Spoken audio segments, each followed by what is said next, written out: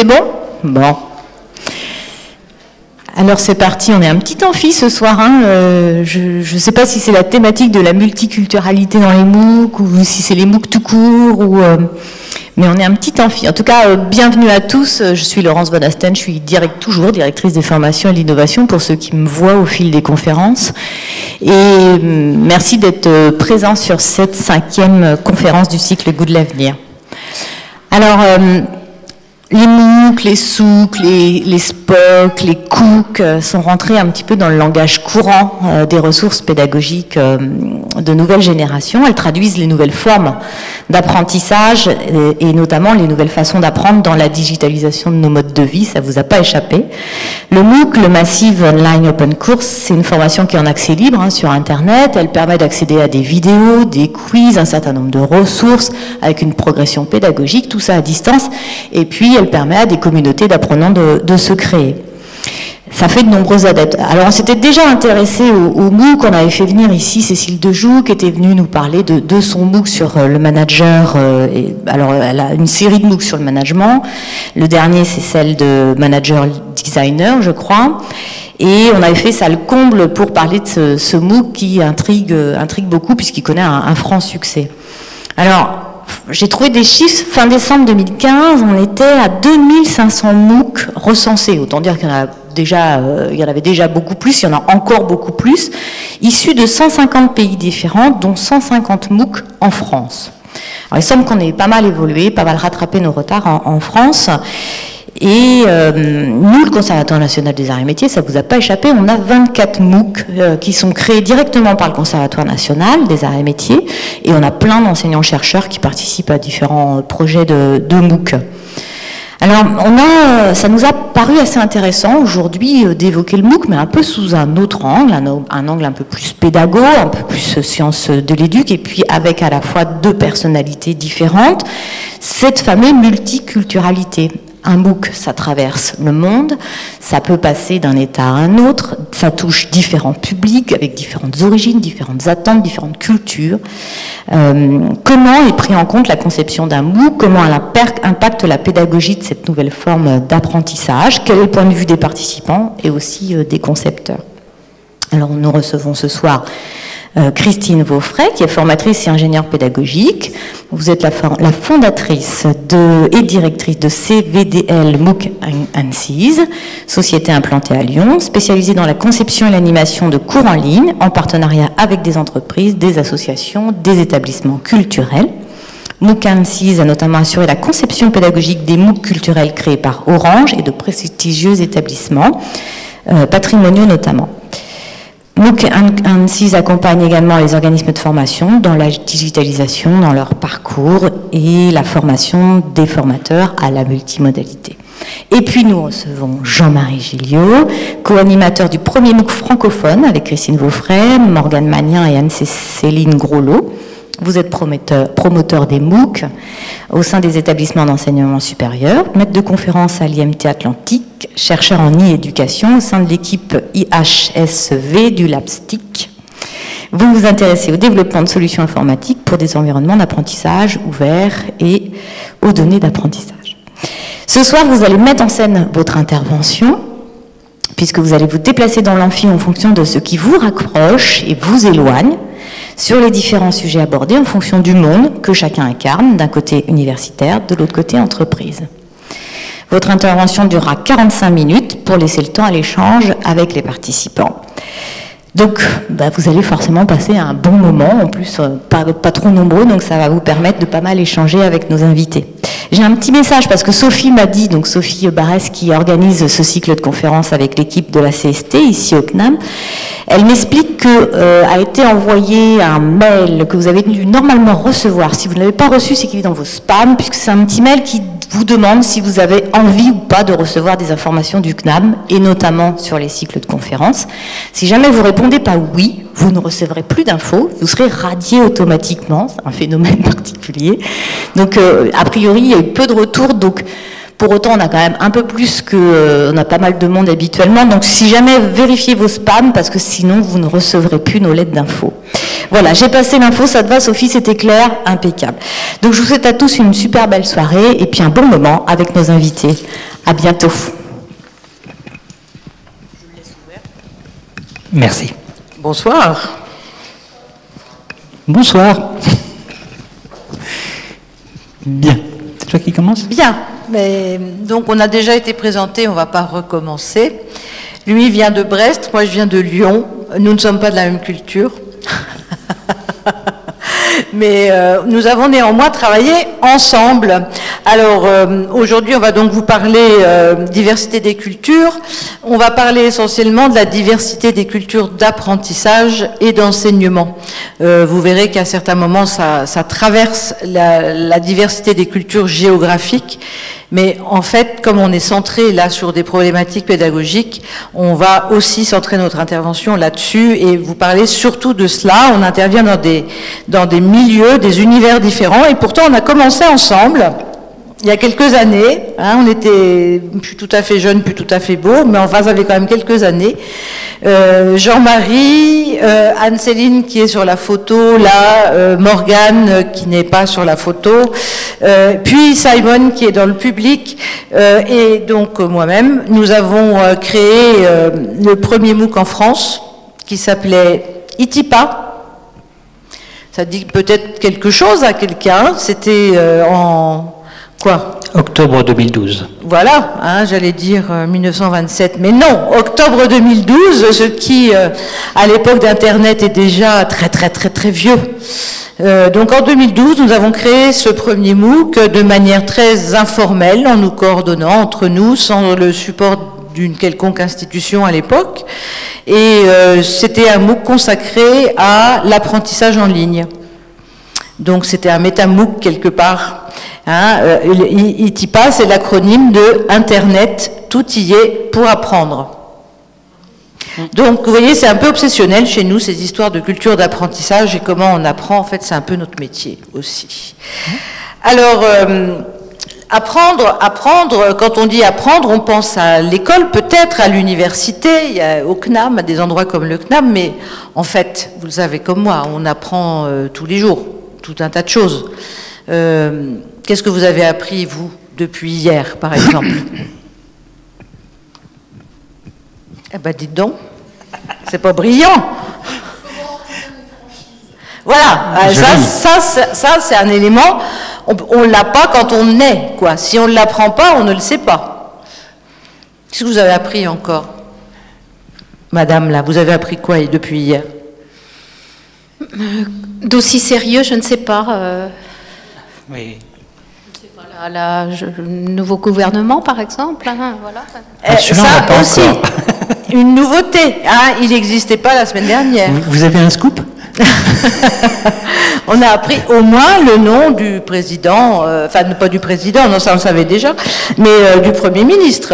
On apprend des choses tous les jours dans toutes les circonstances et on l'apprend chacun à sa façon. Hein, chacun à sa manière. Alors il y a des canaux qui sont partagés, la télévision, les livres, les institutions, et puis il y a des gens. On apprend aussi beaucoup de choses les uns des autres. Hein, on nous transmet de l'information et bon gré mal gré, au fil de nos vies, on se bricole des cultures d'apprentissage. Et si on y réfléchit un petit peu, parfois on est amené à s'interroger là-dessus, mais finalement, qu'est-ce qui me convient le mieux pour apprendre ? Et puis on va voir qu'il faut lire, il faut répéter, il faut surligner. D'autres, ils ont l'impression d'apprendre quand ils répètent les choses à quelqu'un, etc., etc. Bref, on se fabrique nos styles d'apprentissage. Eh ben, il se trouve que quand on est dans un MOOC, quand on crée un MOOC, eh bien, on reçoit la diversité, comme ça, des cultures d'apprentissage, parce qu'on n'est plus dans un cadre comme ici, par exemple, où il y a quelqu'un qui transmet du savoir, qui vous impose un cadre, ce qui n'a pas que des inconvénients, très loin de là. Hein. Mais là, dans le MOOC, les gens viennent, font comme ils veulent. Donc, on est obligé de penser à ça et de se dire, ben, tout le monde ne va pas recevoir les choses de la même façon. Alors, il faut qu'on s'arrange pour proposer plusieurs pistes, plusieurs manières d'aborder les choses.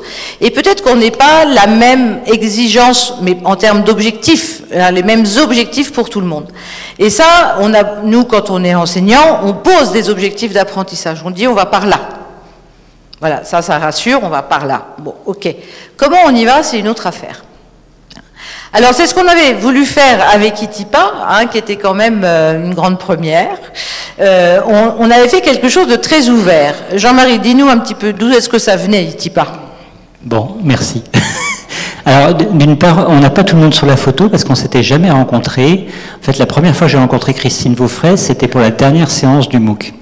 D'accord? Donc, on était vraiment dans une culture numérique, dans la construction de cette chose-là. Et en fait, nous, on avait tous une envie. En fait, on s'est rencontrés sur Twitter, c'était cet outil-là, en se disant, on a envie de jouer ce qui se passe, comment on apprend sur Internet. Et on avait un pape qui s'appelait George Siemens, qui nous parlait du connectivisme. Un Canadien. Donc il y a eu un gros mouvement en 2008 au Canada, un petit mouvement en fait, hein, on était quelques-uns à l'avoir vu, qui nous disait, en fait, apprendre sur Internet, c'est par l'échange, c'est par la co-construction, c'est de l'intelligence collective, quelque part, si on veut simplifier. Et donc, c'est chercher, vous avez peut-être entendu parler aussi dans les cultures numériques, de je cherche, je construis, je stocke, je synthétise, je partage et je mutualise avec d'autres. Donc, en fait, c'est ça qu'il y a derrière Itipa. C'est ce comment on apprend ensemble et comment on construit des choses ensemble. Et on a envie de faire ça. Ça n'a pas trop mal marché, puisqu'on a eu 2000 personnes qui sont venues en nous disant, tiens, il y a un ovni, il y a un truc qui se passe, et puis ça a l'air sympa. Et puis effectivement, le truc, c'est qu'après, on est reparti chez nous. Et alors je vais jouer à un jeu de rôle, parce que vous voyez d'où je viens. Je viens d'un truc très participatif, et puis je suis rentré chez moi, et puis on m'a dit, les MOOC à l'Institut Mines Télécom. Alors au départ, à l'époque, on disait pas encore comme ça, mais enfin maintenant on dit Institut Mines Télécom. Ça doit être des choses qui doivent être des cours qui sont issus de nos amphis.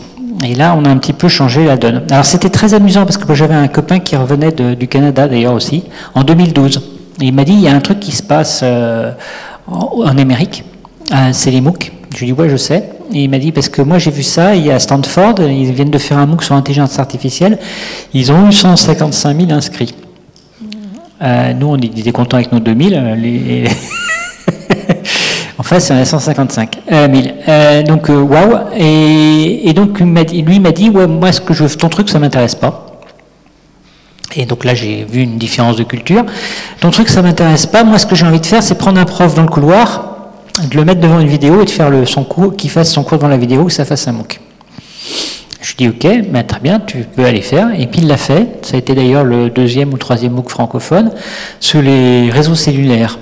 Donc il avait pris presque quelqu'un au hasard, parce qu'en fait c'est un gars qui avait l'habitude de faire des vidéos, et ils ont fait un petit MOOC qui était au départ, alors là il n'y avait personne, parce que personne ne savait que mooc.telecombretagne.fr ça existait, mais maintenant c'est un MOOC qui fait partie des... Vous avez dit 22 MOOC au CNAM, j'en ai compté 25 pour l'IMT, qui fait partie des 25, enfin des MOOC qui sont aujourd'hui sur France Université Numérique, au même titre qu'il y a plein de MOOC passionnants au CNAM. Donc voilà, on est reparti chacun de notre côté, et moi on m'a dit, faut que tu me pousses à faire des MOOC dans nos institutions. Et donc là j'ai pris un rôle, puisqu'on avait parlé de faire des jeux de rôle ici, où on m'a dit, et j'ai dit, il va falloir que j'aille convaincre des profs de se mettre devant une vidéo, de faire des vidéos qui reprennent leur cours, et qui est des exercices et des TP et tout ce que vous connaissez sur les MOOC. D'ailleurs, ça me permet de passer une petite question en passant. Qui a déjà suivi un MOOC ?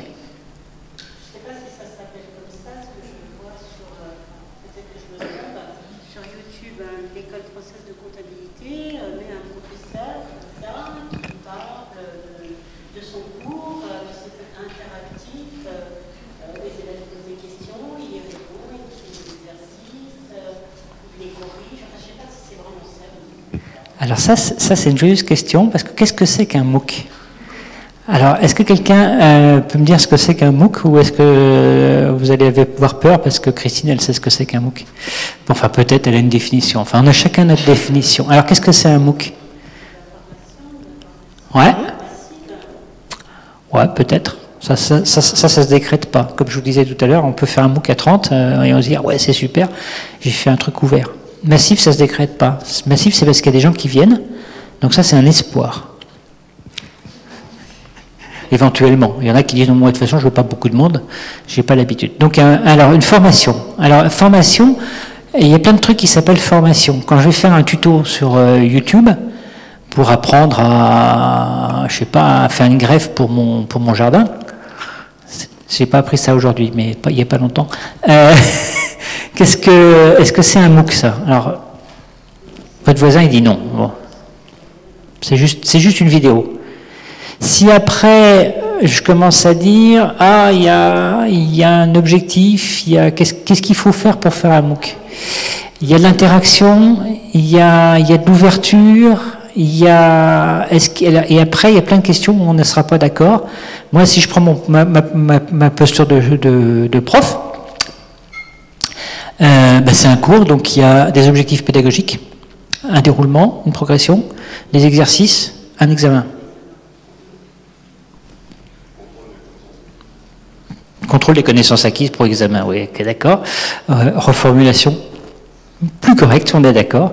Voilà, donc ça c'est la définition du MOOC, j'ai envie de dire minimaliste. Tu veux m'en donner une autre, Christine, compléter? Non, j'ai l'habitude de dire qu'un MOOC, c'est un parcours d'apprentissage. C'est-à-dire que vos vidéos YouTube, elles sont très très bien, sans doute. Elles pourraient être mises dans un certain ordre, et puis entre chaque vidéo, vous auriez d'autres choses. Parce que vous savez bien qu'on n'apprend pas en regardant seulement la télé. Autrement, on serait tous tellement bons. Avec tout ce qu'on regarde la télé, hein, on saurait les choses. Sauf qu'on les oublie.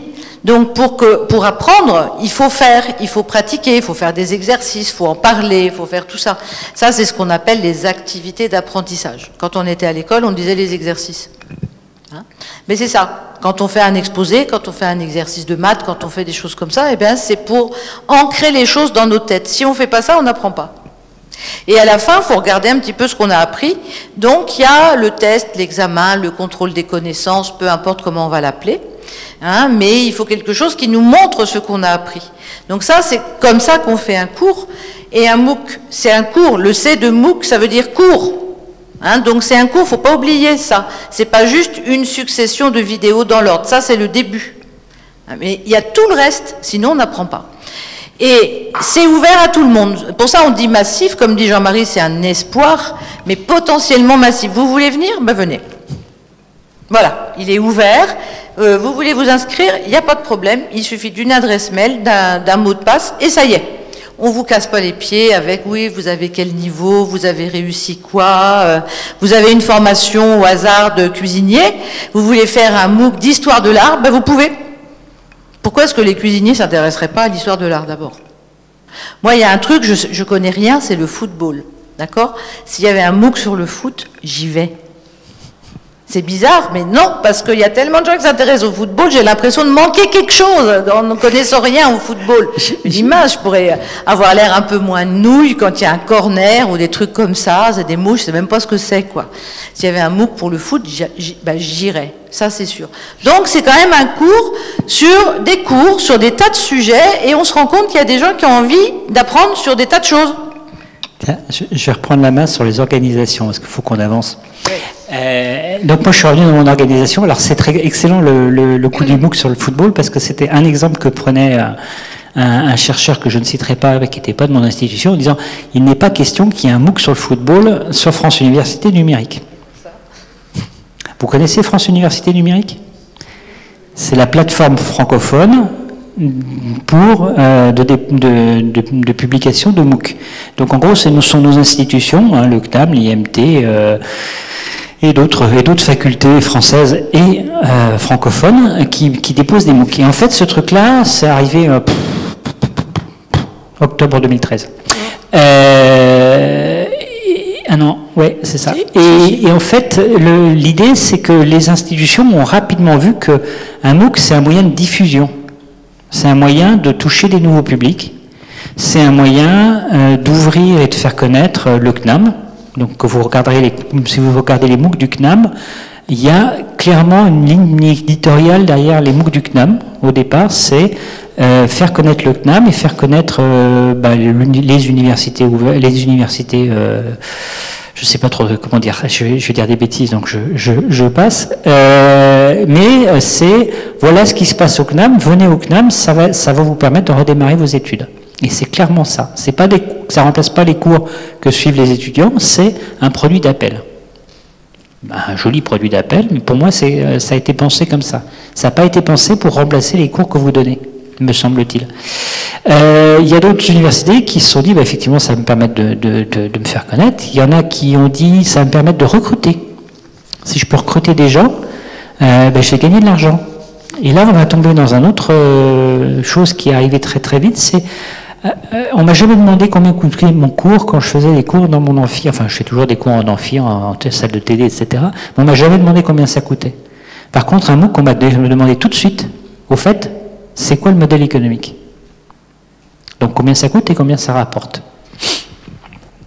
Enfin, dans l'esprit des gens, c'était combien ça rapporte. Les deux questions étaient posées. Mais qu'est-ce qu'on fait avec ça? Et ça a eu un biais très très important parce qu'on a eu une entrée, non pas diversité de public, mais une entrée à la fois communicationnelle et à la fois économique. Et moi, de mon côté, alors pareil, je rentre dans mes foyers, et puis, moi, je venais pas du tout du milieu universitaire. Je travaille en formation professionnelle depuis une trentaine d'années, et puis à l'époque, en 2012, là, j'étais à mon compte, travailleur indépendant, et muni de tout ce que m'avait appris cette expérience d'ITIPA, là, je retourne à mes activités, et très vite, j'ai été contactée par une entreprise qui s'appelle Orange, qui est donc, vous savez ce que c'est Orange, voilà, une entreprise opérateur digital, qui se dit, mais le MOOC, ouais, on se sent bien de faire un MOOC. C'est vraiment un moyen 100% numérique qui est à notre portée parce que cette fois, c'est pas seulement les écoles, les universités qui vont avoir le droit de faire des cours ou des centres de formation, ça peut être qui veut en faire. Et pourquoi pas une entreprise. Et là, on est parti dans une aventure aussi folle que celle d'ITIPA, où on est parti avec 200 salariés, à peu près. Techniciens, ingénieurs de formation aussi, spécialistes de l'e-learning, et on a créé un MOOC, ils ont créé ensemble un MOOC qui s'appelait le Digital... le Digital Vivons-le Ensemble, DVLE. Le Digital Vivons-le Ensemble, et c'était des salariés d'Orange qui proposaient ce que c'est que la vie numérique à leurs clients, à nous tous. C'était ouvert à tout le monde, mais voilà, et c'était la première fois qu'ils produisaient comme ça un produit, donc, qu'ils ne vendaient pas pour les gens qui utilisent leur service ou pas d'ailleurs, c'était pas un critère discriminant. Donc ça a été une très très belle aventure, surtout qu'à ce moment-là, évidemment, Orange mettait en place une plateforme de MOOC qui s'appelle Solerni et qui depuis est devenue les MOOC publics qui sont dispensés via Solerni sont des MOOC culturels. Il y a eu un MOOC sur l'impressionnisme. Ça a commencé comme ça, un sur Picasso, un sur Versailles. Actuellement, on est en train de faire un MOOC d'histoire de l'art général qui s'appelle une très brève histoire de l'art, un siècle par séquence, un truc très très sympa qui peut se regarder sur smartphone, enfin voilà. Et donc, parce que Orange a un gros département de la Fondation Orange soutient la culture et l'élargissement des publics et leur accès à la culture. Et ils ont trouvé que le MOOC était une très belle porte d'entrée pour ça. Donc, ça fait maintenant, depuis 2013, que je travaille très régulièrement avec Orange pour produire ces MOOC. Et à ma connaissance, ce sont les seuls MOOC culturels qui ne sont pas adossés sur des universités dans le monde. La France est une exception culturelle, on le sait. Et ça se traduit aussi comme ça. Si le MoMA commence, on a produit 2 à partir de l'année dernière.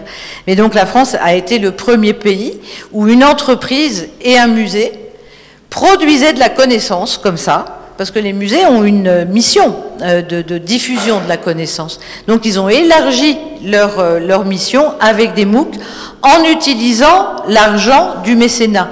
Et la question très économique qui se posait avec insistance dans les établissements d'enseignement ne s'est pas posée ici. C'est-à-dire que le budget était là de toute façon et on fait ce MOOC-là. Maintenant, évidemment, il n'y a pas de fatalité à l'idée que seul Orange soutienne les MOOC culturels. Il devrait y avoir d'autres entreprises. Et là, la question d'argent revient. Hein, parce que s'il n'y a pas un bailleur extérieur, ben, il n'y a pas de MOOC. Parce qu'il n'y a pas de ligne budgétaire dans les musées pour ça. Et les clubs des mécènes, ils achètent des tableaux, ils n'aident pas à fabriquer des MOOC, ce qui est un vrai problème. Alors, sur la diversité, moi, la première réponse que je me suis faite, c'était qu'en fait, la diversité, elle n'était pas forcément dans les cours. Je me souviens quand j'avais eu des chefs qui m'expliquaient que c'était important de faire le premier cours sur un sujet, parce qu'il n'y en aurait qu'un sur le sujet en question, et qu'il fallait être le premier, parce que sinon on perdait tout le public sur le sujet en question, et vous connaissez le CNAM, comme toutes les grandes institutions, on a nos sujets sur lesquels on veut être visible, et donc si quelqu'un d'autre devient visible à notre place, oups. Et en fait, nous, rapidement, on s'est aperçu qu'on faisait plusieurs MOOC sur un même sujet, mais avec des points d'entrée différents. Avec les réseaux pour les grands publics, les réseaux pour les gens qui veulent reprendre leurs études, ou les réseaux pour les gens qui sont déjà ingénieurs. Et donc en fait, la diversité, elle vient dans ce qui se passe dans une université ou dans n'importe quel établissement, c'est qu'en fait on a un catalogue de cours et que vous pouvez aller suivre le cours qui vous convient plutôt. Et ça, c'est un truc dont on parle trop peu, c'est qu'il y a des moteurs de recherche de MOOC. Donc là, j'en ai mis un au hasard, mais on a bien eu ce truc-là. On a eu un autre élément de diversité dans les universités. On s'est dit, ah ouais, mais quand on veut toucher plusieurs pays, plusieurs langues, comment on fait? Ben aujourd'hui, la réponse, elle est assez brutale, c'est je traduis. Et je fais 2 instances du même MOOC. Et en fait, on fait aussi il y a des gens qui ont dit, ah, bon, on va faire notre propre MOOC, on va le refaire pour nos étudiants, parce qu'on veut l'ouvrir à telle date, ou on veut que nos étudiants ont petit 1, veulent pas se perdre avec des gens qui comprennent moins bien qu'eux, ça c'est un discours officiel. Discours réel, ou moi j'ose plus discuter sur le forum parce que les gens qui sont pas de mon école sont meilleurs que moi.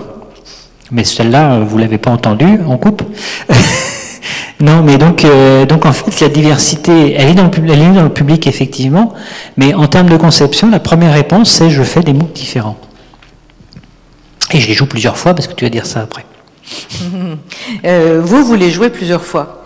Alors, si je continue à vous parler de l'aventure des MOOC Culture, ce qui s'est passé, c'est que, donc toujours autour de ce pivot financier Orange, là, Orange travaillait avec diverses institutions, et il y en a une qui a commencé à faire un MOOC, c'était la réunion des musées nationaux, et puis les autres sont arrivés en disant, moi aussi, quoi. Moi aussi, je veux mon MOOC.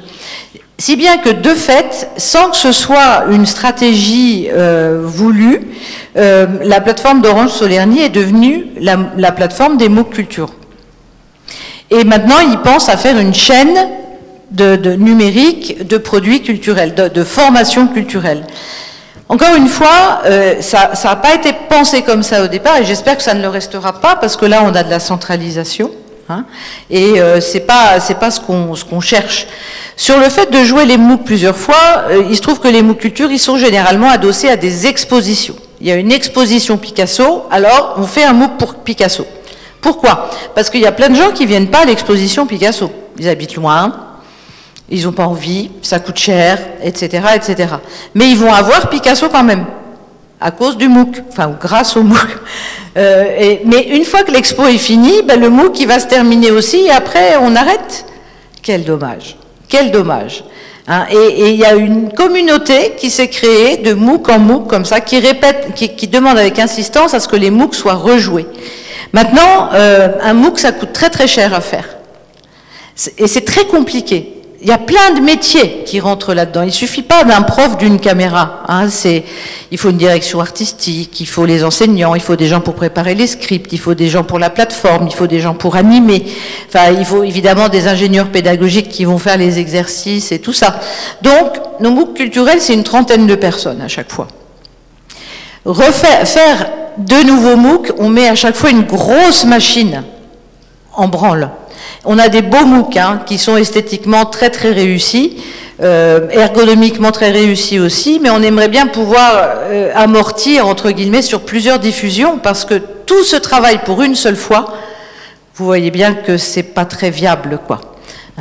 Et on gagnerait aussi en efficience, c'est-à-dire qu'une fois qu'on a travaillé ensemble, ben on fait mieux la fois d'après. On va plus vite, il y a des choses qui deviennent un peu automatiques, et donc ça libère de la place dans la tête pour l'innovation, pour les choses nouvelles. Et par exemple, on a fait 3 ou 4 produits avec les réunions des musées nationaux, et on voit très bien la différence entre le premier et le dernier. Le dernier beaucoup plus agile, beaucoup plus vif, nerveux, il est accessible sur mobile, etc. En première expérience, avec une institution qui n'en a jamais fait, ça n'aurait pas été possible.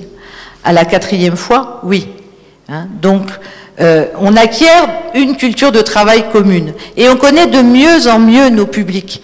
Parce que pour les musées aussi, l'élargissement des publics, c'est un enjeu majeur. On dit toujours, ouais, vous faites des super expos, toujours les mêmes qui vont. Des femmes, 55 ans, bon milieu, qui font ça toute l'année, qui ont leur carte, qui vont à toutes les expos. Alors qu'on voudrait des gamins en basket, et puis autrement que dans les visites scolaires, quoi. Comment faire pour les amener au musée? Ça a été l'enjeu des MOOC. Et c'est pour ça que les MOOC passent sur smartphone actuellement, parce qu'ils consultent Internet via le téléphone. Maintenant, est-ce qu'on a réussi? Je dirais pas encore oui. C'est un travail en cours. La diversification des publics, elle n'est pas encore acquise. C'est le marronnier dans la culture, je dirais. On avance? Ok.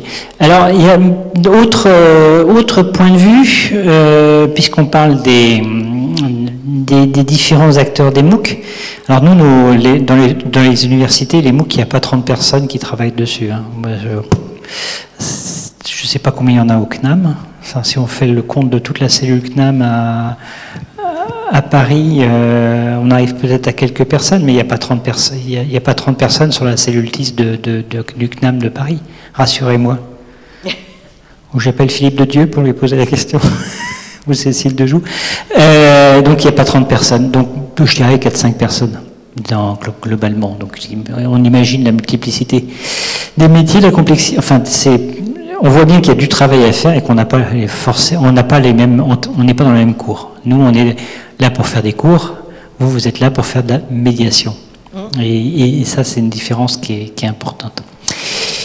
Alors tu vas revenir sur la médiation. Moi, je voulais parler d'autres acteurs parce qu'on les rencontre.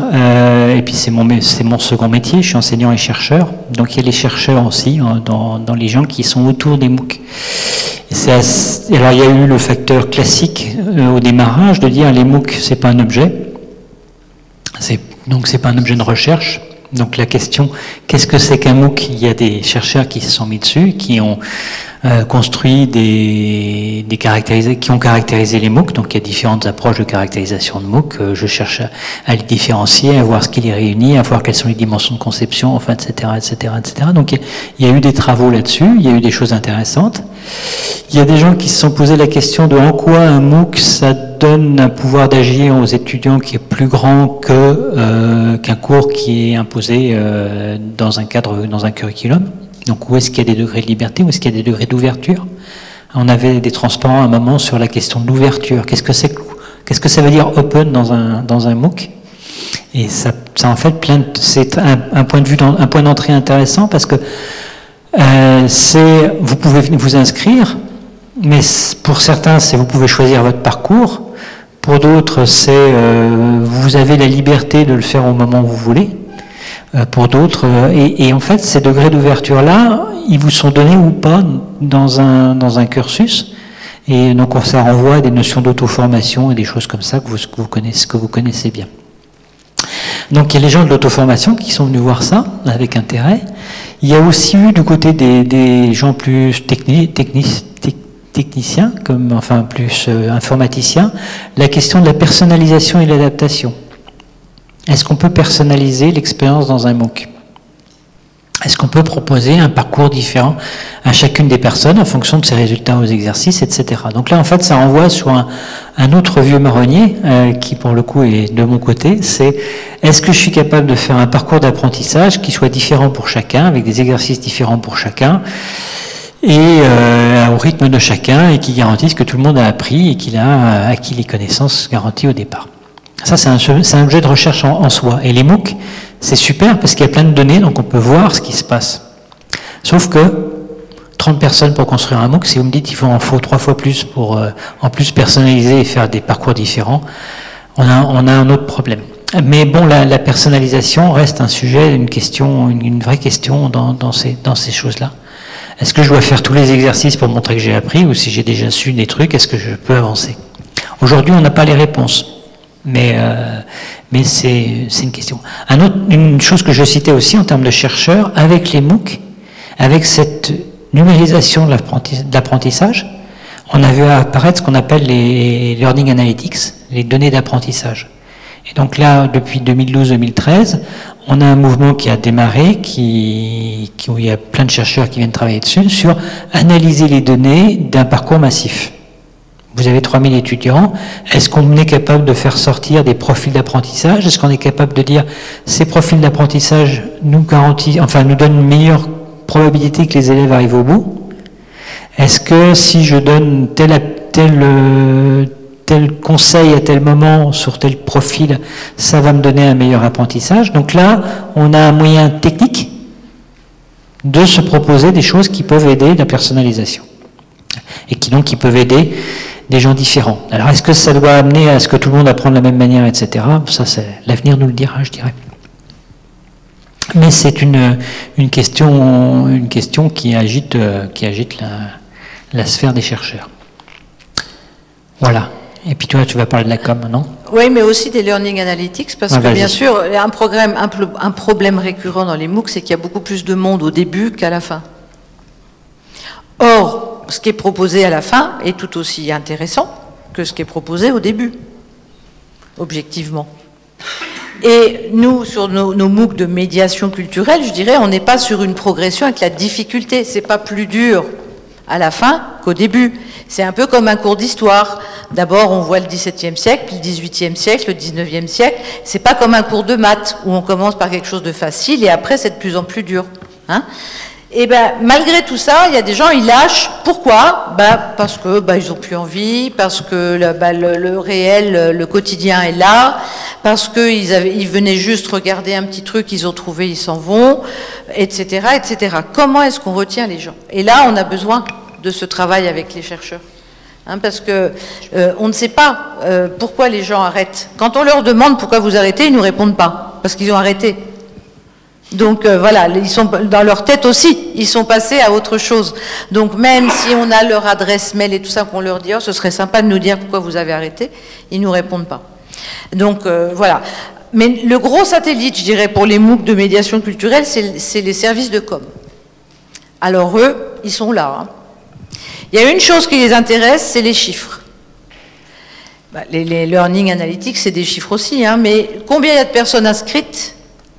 Combien il y en a qui voient les vidéos? Combien il y en a qui ont réussi leur quiz, etc., etc. Dès qu'on a des données chiffrées, ils sont super contents. Tous nos MOOC rassemblent entre 12 et 20 000 personnes. Tous.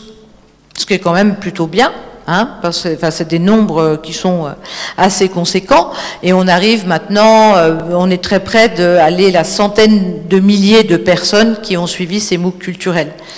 Il y a une vraie communauté là-dedans, il y a des gens qui se retrouvent d'un MOOC à l'autre. Cette année, ils sont ravis parce qu'on en a fait 3, voire 4, donc ils vont de MOOC en MOOC, comme ça, toute leur année est occupée. Ils sont très contents. Les services de com, ils nous imposent la donnée, hein, le chiffre. Donc, ça influe sur la scénarisation. Il faut qu'on fasse des choses qui vont ramener du monde. On essaie quand même de ne pas tomber dans l'audimat. Hein, et donc les ingénieurs pédagogiques de temps en temps ils lèvent le doigt en disant oui non on va pas remettre un énième défi et puis faire encore gagner des tote bags ou des cartes postales, non ça c'est bon là ça va, mais on a bien conscience aussi des enjeux et on veut pas rester dans notre splendide isolement en disant mais non mais même si on en a 50, si c'est 50 excellent on est content, non on n'est pas content du tout, hein. Nous, il nous faut des gros chiffres, quoi. Hein. Et toutes les semaines, c'est annoncé, vous êtes maintenant 13 000, 15 000, 17 000, 20 000, enfin, c'est vraiment la course à l'audience. Hein. Mais bon, parce que c'est la culture est devenue un produit, hein. Enfin, c'est quelque chose qui se consomme, même gratuitement, parfois, de moins en moins, elle se consomme. hein. Donc il faut prouver, et la responsable du secteur, enfin une des directrices de la Fondation Orange l'a dit très bien, elle a dit, si on n'a pas de monde, on n'aura plus d'argent. C'est tout aussi simple que ça. Si on ne peut pas attirer beaucoup de monde, on va nous couper les crédits. Donc, trouvons la voie moyenne et on navigue donc entre ces deux voies. Moi, j'ai coutume de dire que le monde de l'éducation et le monde de la culture se parlent mal, ils ont du mal à se comprendre.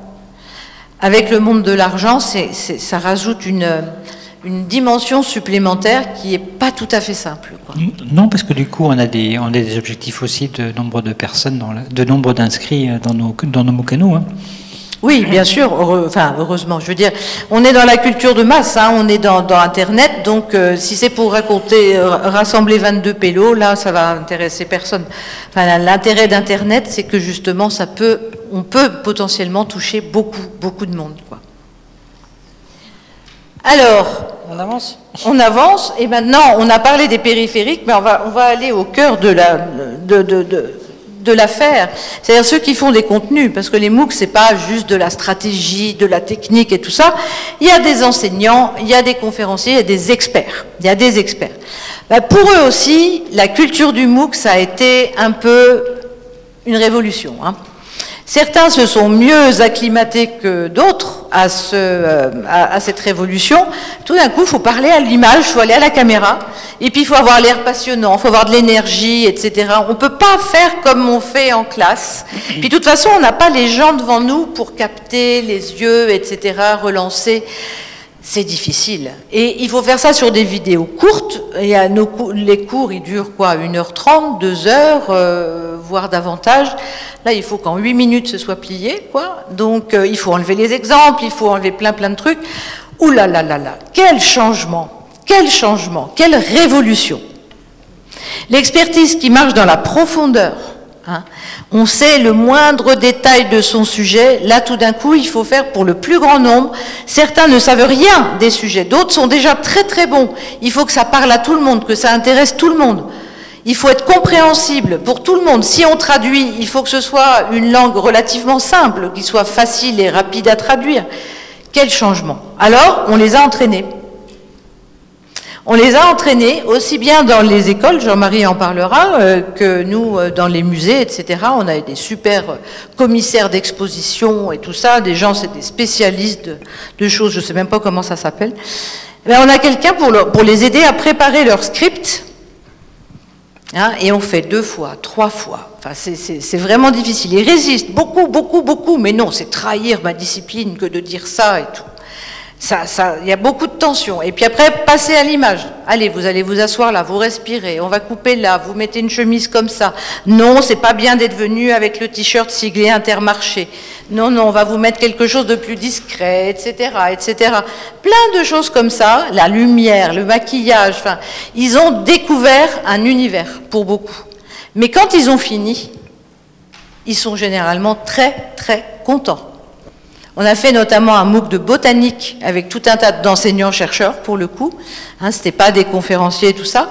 On a fait un MOOC sur les origines de l'homme aussi avec des enseignants-chercheurs. Dans les 2 cas, ils ont dit tous les dessins, là, tout ça là qu'on a fait pour le MOOC, est-ce qu'on peut le prendre pour nos cours? Ah ouais, puis j'ai pensé à des trucs, je présentais ça comme ça, mais non, mais c'est beaucoup trop compliqué. Je sais maintenant, hein, je sais. Et donc, ils tirent eux aussi des choses de ce passage dans les médias, parce que c'est un média, hein, et ils vont modifier leur cours en présence et leur façon d'annoncer les choses. À un moment, ils se le sont appropriés. Mais mon Dieu, comme c'est difficile. Oui, mais ils sont tous contents. Ouais. Je crois qu'il y a, curieusement, le MOOC, le fait de ne plus avoir les gens en face de soi, ça oblige à se poser la question de qu'est-ce qui pourra intéresser. C'est-à-dire qu'on a tous, en tant que prof, tendance à préparer notre cours. Je ne sais pas si tout le monde est prof dans la salle, je pense pas. Mais le prof, souvent, il prépare son cours en se disant « je vais parler de ça, ça, ça ». Et puis il rentre dans son sujet, et puis il y va, et puis il se fait plaisir. Et puis il regarde si les gens suivent, s'ils décrochent, s'ils sont accrochés à leur poignet ou pas. Non, non, c'est pas pour toi, Simon. Et en fait, le coup d'être devant de se dire, il faut que je touche plein de gens, ça oblige à clarifier le discours, à se dire qu'il va falloir effectivement faire une image et du texte et un PDF, pardon, pas un PDF, éventuellement un texte, et pour pouvoir toucher différents cultures d'apprentissage. Et en fait, ce travail-là, en général, les profs le trouvent super intéressant, et ça remet à la fin pas en question leur cours, mais ça le clarifie, ça le nettoie, ça le rend plus percutant. Et donc, s'il y a bien un effet de cette question de la diversité potentielle, c'est cette clarification du cours. Plus les à côté de, il faut que j'apprenne à être un bon client, comme disait le premier vidéaste qu'on avait à l'école, qui disait, j'ai besoin d'un bon client, quelqu'un qui passe bien à la télé, qui soit clair, qui bafouille pas, qui regarde dans les yeux, enfin, qui soit supportable plus de 3 minutes. Nous, il nous est arrivé d'embaucher des comédiens à la place des enseignants. Nous aussi.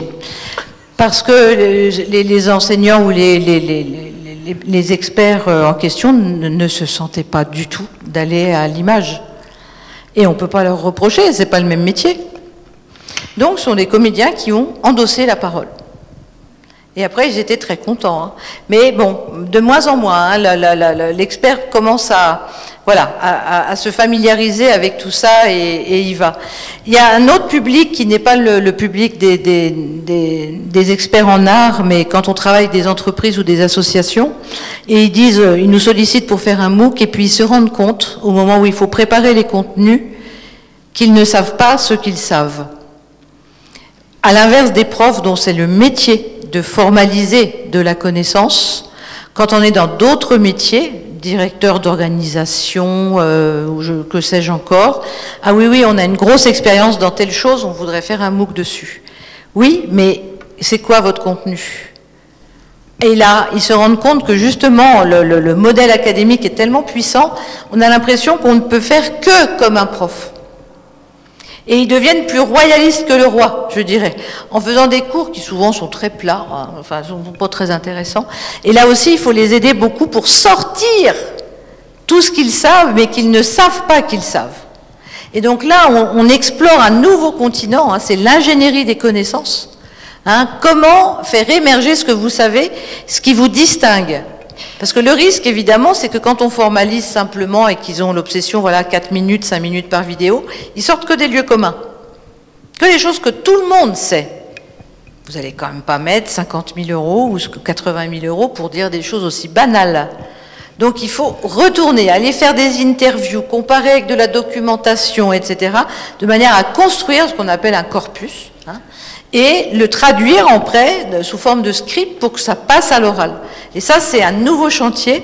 Hein, je disais, il y a des gens, voilà, c'est pas des institutions d'enseignement, mais ils souhaitent partager de la connaissance acquise, accumulée, mais comment la mettre en forme?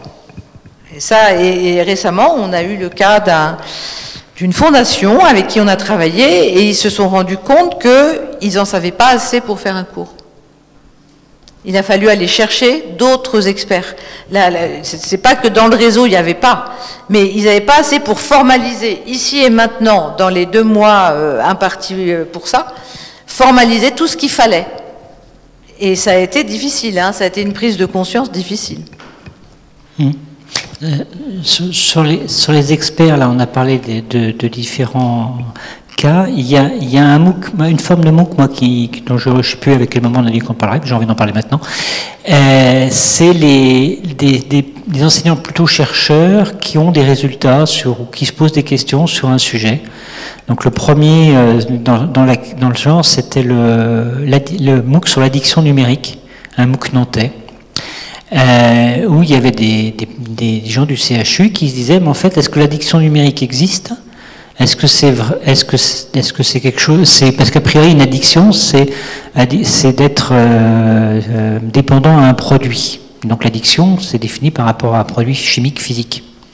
Donc il ne peut pas y avoir d'addiction au numérique. Et pourtant, on a des comportements type d'addiction. Donc ils sont allés vers les publics pour ça. Et donc là, ils arrivaient en questionnement. On en a eu un à Brest aussi sur les risques et les aléas côtiers. Et donc comment on gère les risques dans le côtier. Donc là on n'est plus dans le cours classique, mais on est bien dans une discussion des résultats de recherche qu'on essaie, ou des questions de recherche qu'on essaie de diffuser. Ça a amené des gens, des équipes, alors c'est très compliqué à gérer après, mais ça a amené des équipes qui avaient envie d'aller voir, et donc qui du coup étaient en demande de tout ce que pouvaient avoir comme retour tous les publics qui pouvaient avoir, qui gravitaient autour de ces questions-là. Voilà, on met le transparent suivant parce qu'il faut qu'on avance. Tu avais envie de dire des choses là-dessus? Non, sur l'Afrique. Oui, j'avais dit, on va traverser un petit peu la diversité culturelle et géographique.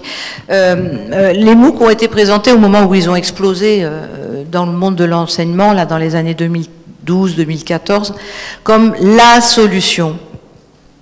Vraiment unique, définitive à tous les problèmes d'accès aux études dans les pays en voie de développement. Il y avait une espèce de pensée évangéliste derrière ça. On va apporter notre merveilleuse connaissance à ceux qui n'en ont pas, et ils vont nous remercier en se traînant par terre devant nous tellement ils vont être heureux. C'est pas du tout comme ça. C'est pas du tout comme ça. Les MOOC, certes, sont très utilisés en Inde, en Afrique anglophone, francophone, etc. Malgré tout, mais à contrario, et ça, en regardant comme ça au premier chef, on pourrait dire c'est paradoxal, ces pays en produisent très peu. Parce que le MOOC en soi est déjà un produit culturel. Il ne faut jamais l'oublier. Il est né aux États-Unis, on s'est engouffré là-dedans. C'est une simplification de l'acte d'enseigner. C'est aussi une simplification du processus d'apprentissage. On peut remettre des choses beaucoup plus subtiles, on ne s'en prive pas, mais malgré tout, il est marqué par sa culture d'origine. Les cultures d'apprentissage, elles sont individuelles, on en parle depuis le début, elles sont aussi... c'est des aires culturelles entières. Si vous avez déjà eu des étudiants asiatiques dans vos amphis, vous savez qu'ils ne se comportent pas du tout comme des étudiants nord-américains, par exemple, ou anglais, et pas tout à fait comme les étudiants français, etc. Et bien, ça se voit aussi dans les MOOC. Ils ne réagissent pas du tout de la même façon. Et nos MOOC sont pensés selon une espèce de standard qui est le nôtre, une pensée moyenne de ce que c'est qu'enseigner et apprendre, et ça ne convient pas toujours hors des frontières, enfin hors des aires culturelles. Les frontières, c'est un terme un petit peu dépassé, mais hors des aires culturelles. On a fait un MOOC pour l'Afrique, mais pour le monde numérique africain. C'était pour des blogueurs et des développeurs Internet. Et là, de manière tout à fait intéressante, on a vu que cette culture numérique, elle était transfrontalière. Bien plus que la culture de l'histoire, de l'art, de machin, de trucs, disciplinaire. La culture numérique crée des fondamentaux qui, eux, sont internationaux. Et donc là, ça a plutôt bien marché. Bon, alors j'ai un problème, parce qu'il est déjà 19h30, je crois. Et donc on est en train d'éclater le planning. Moi, est-ce que... si, 19h30, 18h30, 19h30... Oui, on va y arriver. Allez, hop. C'est déjà trop long. Donc il faut qu'on aille très très vite. Moi, ce que j'avais envie de dire juste sur les MOOC, c'est que les MOOC, après, ils reviennent dans les écoles. Et donc la question, c'est comment ça influence les cours dans les écoles, ou dans les universités. C'est-à-dire que nous, on réutilise nos MOOC pour nos étudiants, avec les gens de l'extérieur. Et donc là, il y a une confrontation des étudiants avec les gens de l'extérieur. Le PFL fait pareil. Donc il y a cette idée de retour. Et là, on voit si le MOOC passe, si le MOOC passe pas, s'il y a des choses qui ne sont pas claires. On le voit tout de suite aussi en ligne, mais on a un autre retour. Et donc ça a un impact sur local et ça a un impact sur vos espaces de travail, puisque vos élèves, il va falloir leur donner qu'ils puissent effectivement travailler sur leur MOOC, soit chez eux, soit dans les écoles, etc. Donc il y avait le retour sur les espaces physiques dont on voulait parler. Alors là, je ne sais pas comment on fait, parce que théoriquement, on a déjà éclaté notre planning. Heureusement, il n'y a pas de gardien du temple, donc on peut rester jusque-là, jusqu'à 9h du soir, mais peut-être que tout le monde ne sera plus là tout à l'heure. Donc, on va parler de l'engagement quand même. On parle de l'engagement ? Allez, ça marche. Eh oui, parce qu'on est quand même là pour parler des publics, ouais. Finalement. Et alors, comment est-ce qu'on retient les gens? Vous allez voir après, il y a une autre diapo qui est un peu sur le même sujet, et c'est peut-être celle-ci sur laquelle on ira assez vite. C'est la problématique de capter l'attention, retenir les gens. Et dans les MOOC, on est assez versatile, on commence, on s'arrête, on revient plus, on revient, etc. Comment on fait pour que les gens restent? Ça, c'est une vraie question. Je ne vais pas détailler toutes les stratégies, les ruses de Sioux qu'on prend. Il y a bien sûr des gens qui jouent le branding, comme on dit, c'est-à-dire qu'on fait de son prof ou de son MOOC une marque, et puis on l'attend comme on attend un chanteur, une vedette, une rockstar, etc. Il y en a d'autres qui parient sur la collaboration. On va créer des groupes, les gens vont se stimuler. Il y en a qui parient sur la surprise, sur chaque semaine, je vous donne quelque chose de différent. Bref, ce sont des stratégies. Moi, il me semble qu'il y a quelque chose d'intéressant qui est en train de voir le jour, mais c'était déjà ce qu'on avait mis en place avec Itipa, c'était la co-construction. Hein, de dire, ben, les participants, ils vont construire les contenus avec les enseignants. Et maintenant, on a, grâce aux moyens techniques, là aussi, et notamment grâce à l'usage de la vidéo avec les smartphones, la possibilité de créer du contenu. Hein, l'apprenant peut créer du contenu et le déposer sur la plateforme. Après, il y a un modérateur qui est là, hein, pour trier celui qui a juste fait coucou comme ça devant l'arrêt de bus, et puis celui qui a créé quelque chose. Et il peut intégrer ses apports au cours. C'est ce qu'on va essayer, nous, là, à l'automne prochain, avec un MOOC sur le hip-hop. Là, si vous voulez apprendre comment danser le hip-hop, vous voyez, moi je parlais du foot, mais on peut pouvoir danser le hip-hop avec un cours en ligne. Et bien entendu, l'enjeu, c'est pas seulement de dire il faut faire comme ça, comme ça, comme ça, c'est de voir ce que font les gens. Évidemment, parce que pour tout ce qui est geste technique, qui est quand même largement sous-exploité en e-learning, si vous ne voyez pas ce que font les gens, bon, il vous manque quand même une bonne partie de votre cours. Et donc là, les participants vont pouvoir télécharger, eux, en train de faire les figures. Ils vont se filmer et on va ramener ça sur la plateforme. Une modalité d'engagement parmi d'autres. Alors je vais faire très simple. Il y a un chercheur anglais qui dit... qui s'appelle Mike Sharples, qui a créé une plateforme qui s'appelle Future Learn, donc la plateforme anglaise. Enfin, c'est lui qui était sa question, c'est qu'est-ce qui marche mieux quand on passe quelles sont les modalités pédagogiques qui passent mieux quand il y a plus de monde? Qu'est-ce qui passe à l'échelle, pour parler informaticien? C'est-à-dire, il y a des choses qu'on fait moins bien, des discussions de quelqu'un vers quelqu'un directement, quand on est 3 ou 4 ou 5 dans quelque chose, mais il y a des choses qui peut-être marchent mieux quand il y a beaucoup de monde.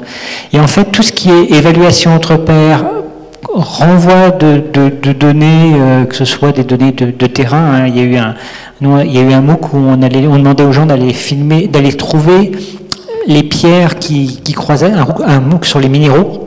Donc vous alliez filmer votre minéraux, enfin prendre en photo votre minéral et aller discuter sur les forums en disant c'est quoi ça au fait, c'est une... Enfin bah, j'y connais rien.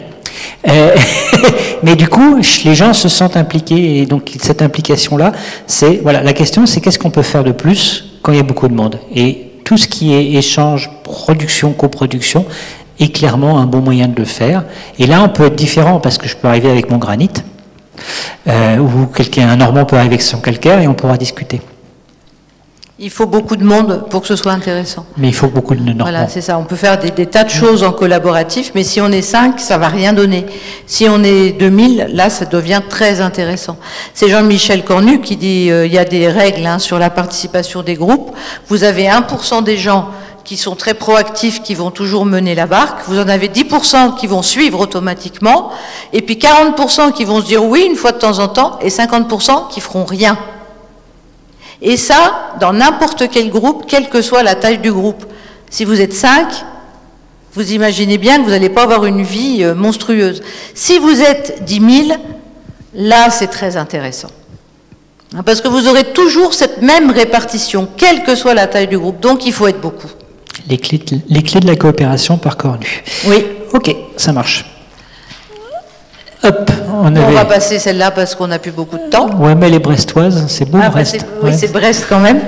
Bon, c'est Brest, hein, vous avez tous compris. C'était chouette, la délégation du choix. Enfin, c'était bien. C'est un petit japonais qui est pas mal non plus, mais... Bien, tu voulais ça on vient d'en parler, c'est-à-dire comment retenir les gens, comment les intéresser. Je dirais juste une chose, on assimile beaucoup la vidéo au MOOC, il n'y a pas que la vidéo dans les MOOC, on peut utiliser plein de médias.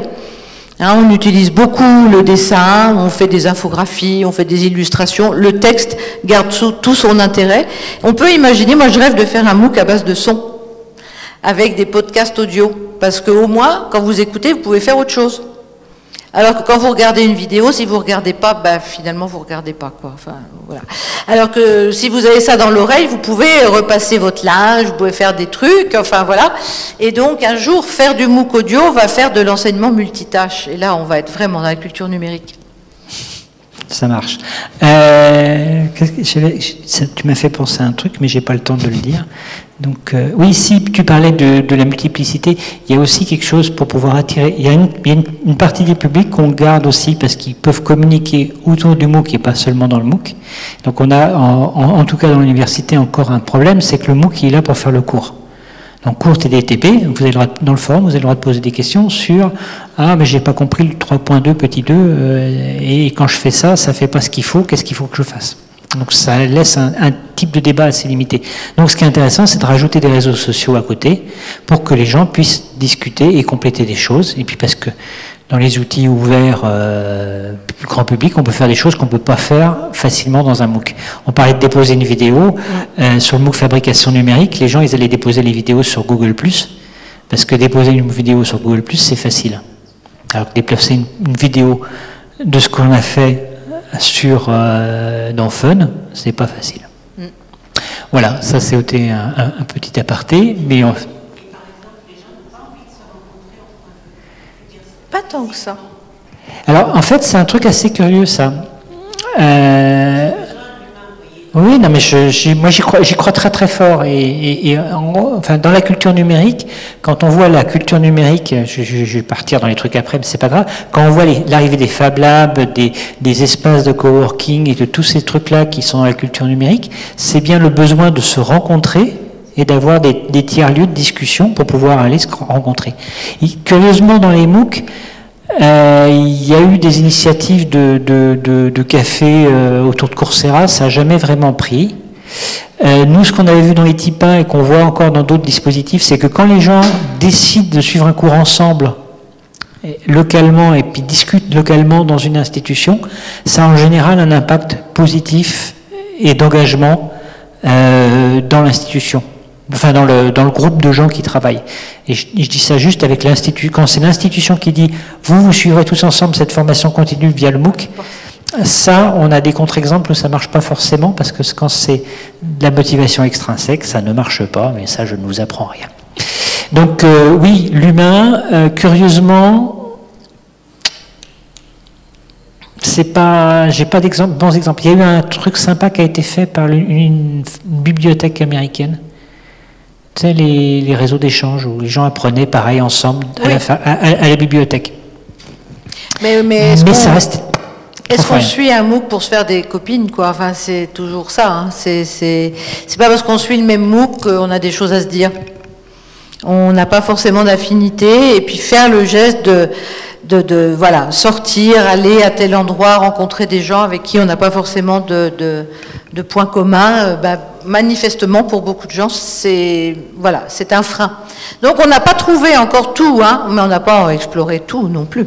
Mais inversement, moi j'ai un exemple dans un Fab Lab où les gars disent « Ah ben j'ai besoin de faire tel truc », et la réponse c'est « Va suivre le MOOC ». Donc ça partir de l'humain pour aller vers le numérique, pas forcément. Oui. Le numérique ne va pas forcément permettre de rencontrer les gens naturellement dans des espaces qui sont faits pour ça. Tu vois ce que je veux dire? Allez, la petite dernière. Une petite dernière? Allez. La petite dernière, parce que ça c'est quand même le temps, vous voyez, on a débordé, mais le temps c'est la donnée incompressible pour l'apprentissage. Apprendre, c'est multiplier du temps par de l'attention. On peut être attentif pendant combien de temps? Il faudra l'être plusieurs fois pour apprendre. Sinon, on va s'être informé. Mais quand on veut apprendre quelque chose, ça ne va pas se faire d'un simple clic, selon l'expression consacrée sur Internet. Vous avez beaucoup de pubs, par exemple, pour les sites d'apprentissage de langue qui vous disent « Apprenez le chinois d'un simple clic ». Mon Dieu! C'est pareil, si c'était vrai, on parlerait tous chinois hyper couramment, quoi. Non, non, c'est des heures et des heures et des heures, et ça, c'est pas fun, c'est pas sexy, c'est pas... Même si on présente bien les choses, etc., il faut le temps de l'appropriation, le temps de l'ancrage. Si vous n'avez pas fait votre gâteau, machin, 20 fois, vous savez pas le faire, quoi. Si vous n'avez pas fait du ski, d'abord niveau 1, niveau 2, niveau 3, vous n'êtes pas cassé la figure 20 fois, vous savez pas skier. Il n'y a pas de doute, c'est pas parce que vous avez regardé la vidéo sur YouTube que vous savez skier. Vous avez ouvert des choses, tout ça dans la tête, les neurologues vont vous dire, mais il faut du temps. Or ça, est-ce que c'est compatible avec la culture numérique? Là, on est vraiment au cœur du problème, c'est qu'on fait des MOOC de plus en plus jolis, de plus en plus beaux, l'accès est de plus en plus facile.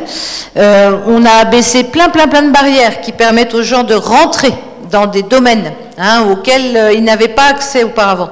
Est-ce que c'est pour ça qu'ils apprennent des choses? Je ne réponds pas. Bon, donc c'est là que tu voulais.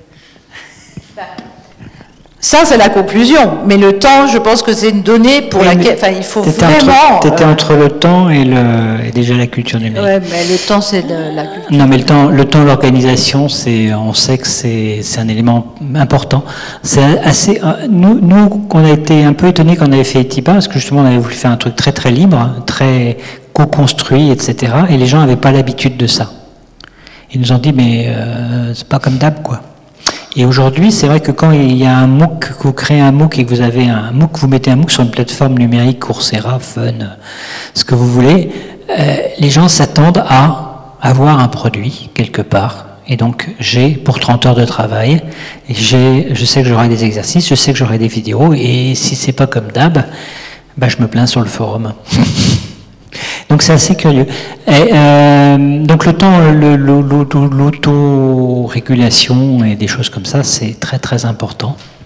Et ça, on ne peut pas le faire à la place des gens. Et donc c'est une culture qui manque, mais c'est un peu le côté qu'on a dans les formations, c'est le apprendre à apprendre, ça ne se décrète pas.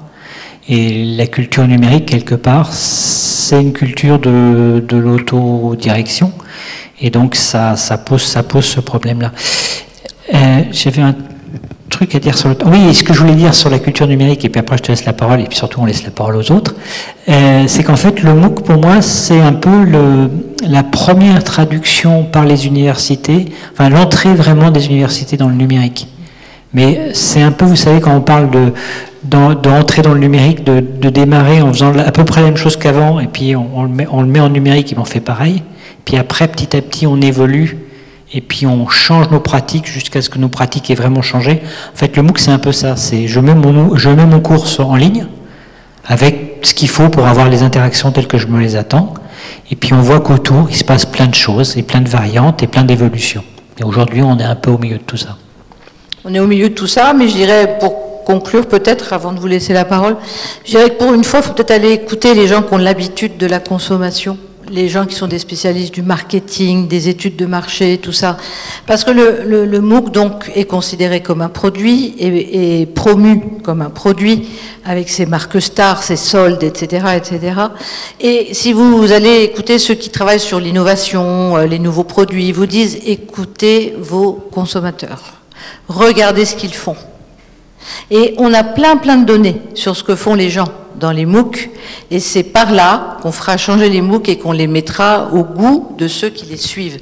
Parce que si on travaille sans se préoccuper de ceux qui les suivent, là on est sûr qu'au moins d'une chose au moins, c'est qu'ils apprendront pas. Alors que si on a encore quelques ambitions pédagogiques et qu'on observe ce que font les gens et qu'on essaie d'adapter nos produits à ce que font les gens, on a peut-être une chance de les atteindre.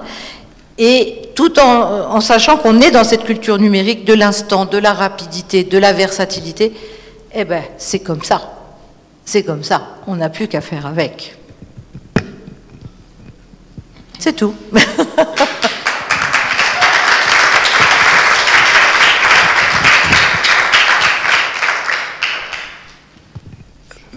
Merci à vous, intervenants. On va peut-être commencer le débat. Je vais vous donner... Voilà, asseyez-vous. Hop, vous donnez les micros fixes. Et je vais vous donner la parole. Est-ce qu'il y a des questions Oui.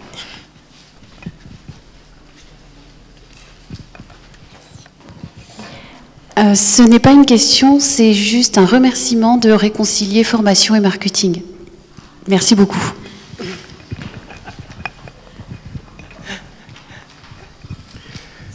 Par marketing, on veut dire compréhension des utilisateurs. Tout à l'heure, excusez. Je disais, il marche ou il ne marche pas? Oui, ça marche. Non, par marketing, ça veut dire compréhension des usagers. Alors ça me va pour le marketing. Tout à l'heure, vous avez parlé du modèle utilisé par Orange sur les MOOC et qu'il n'y avait pas de but commercial, mais après vous avez parlé d'amortissement. Comment est-ce que l'amortissement a été calculé? Alors, il n'a pas été calculé. Quand je disais amortissement, c'était dans un sens beaucoup plus trivial, je dirais. C'est quand on voit l'effort qui a été dépensé, l'énergie, l'envie, c'était quand même extraordinaire de voir ces gens qui faisaient ça en plus de tout ce qu'ils ont à faire toute la journée. Hein, mais ils ont trouvé là un espace de créativité, déjà, qui leur sortait de leurs tâches routinières, et puis de contact direct avec le consommateur, le public. Ça passait pas par le discours normé du vendeur en boutique, etc., etc. C'était pas passé dans toute la moulinette de la communication. Ils pouvaient dire ce qu'ils voulaient.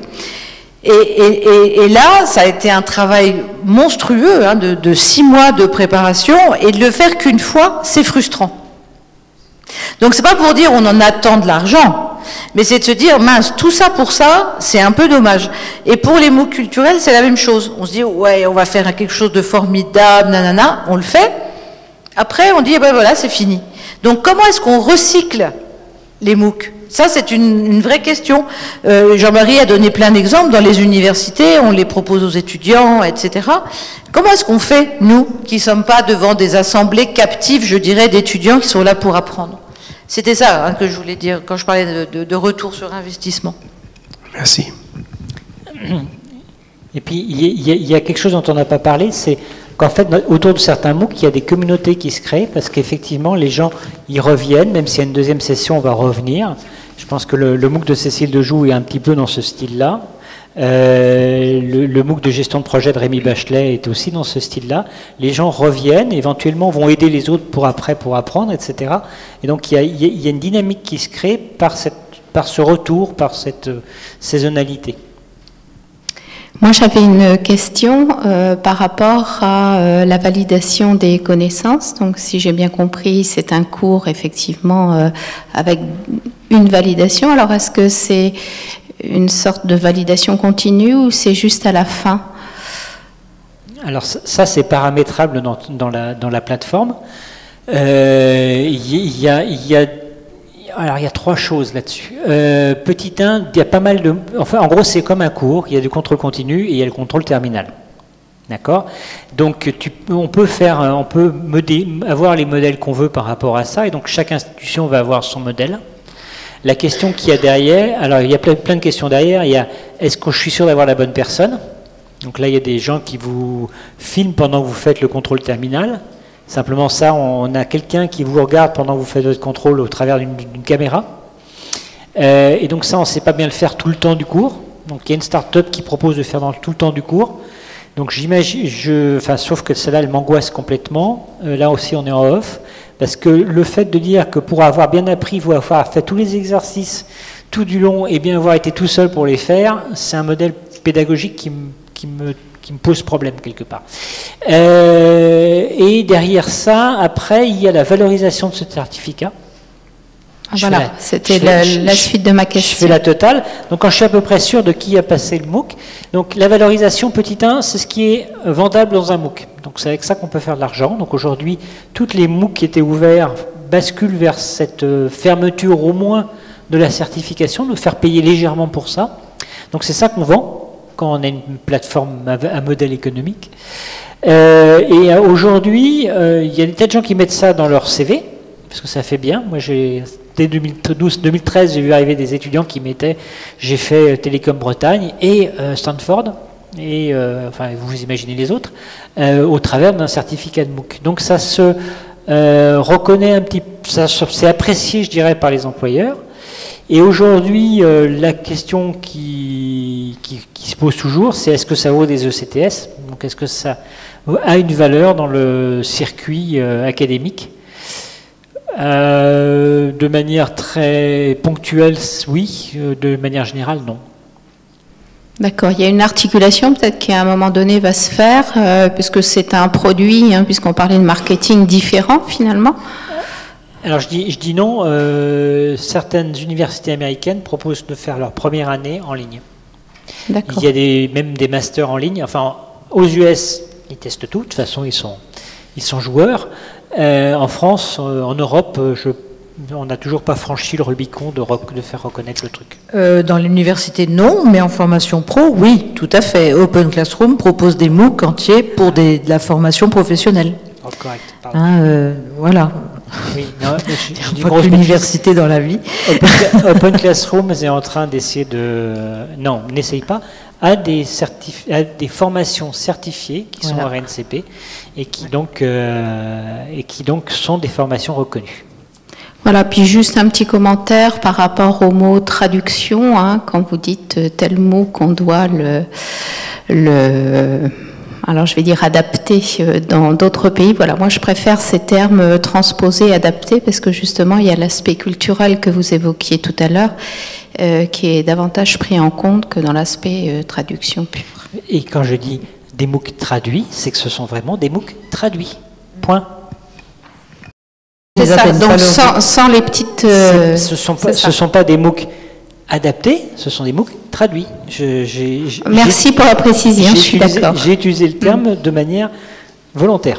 Moi j'avais un bon exemple de ça. On a travaillé avec le château de Versailles pour faire un MOOC sur la vie à la cour de Versailles. Et en partenariat avec Versailles. Bon, très bien. On a fait notre MOOC, très, très intéressant, tout ça. Sauf que Versailles, il reçoit 80% de visiteurs étrangers. Le MOOC était en français, fait pour des Français. Vous allez voir pourquoi je dis ça. Et donc, premier réflexe, on va le faire en anglais. On reçoit tellement d'anglo-saxons, on va le faire en anglais. Oui, sauf que les Anglais, Versailles, c'est pas leur histoire du tout. C'est comme nous, si on avait un MOOC sur les Windsor, on n'attendrait pas la même chose, nous, Français, que les Anglais sur les Windsor. Donc, c'est là qu'à Versailles, ils ont pris conscience qu'il fallait faire un autre MOOC. Parce qu'on ne pouvait pas parler aux étrangers de l'histoire de France, comme on parle à des Français de l'histoire de France. Qu'est-ce que vous allez détailler la Fronde et tous ces machins-là, et la mère de Louis XIV et tout ça, à des étrangers? C'est ça qu'ils attendent. Donc, on a abandonné l'idée parce que c'était 2 MOOC qu'il fallait faire, c'était pas un. Celui-là, on ne pouvait pas le traduire. Et dans les universités, on n'a pas les moyens de faire ce... Moi, je rêverais d'avoir une plateforme type Wikipédia, où en fait, on a effectivement le même sujet traité dans différentes langues, et qu'il y ait des gens qui fassent le pont entre ça. Pour l'instant, je n'ai pas vu personne qui osait faire ça.